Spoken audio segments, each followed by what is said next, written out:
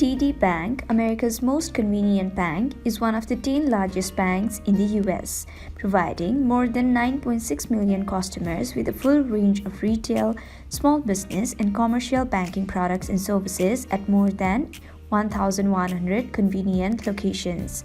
Hello everyone, I hope you all are having a great time. Today I'm back with another tutorial video, and in this video I'll be guiding you guys through the steps of logging into your TD Bank's mobile banking service.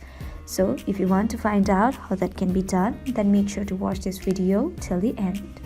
First of all, open the app TD Bank. After that, go to the account section at the top left.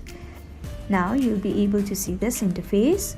Enter your username and password associated with your account, and after that tap on login, and that's it. You'll be logged into the mobile banking service of TD Bank.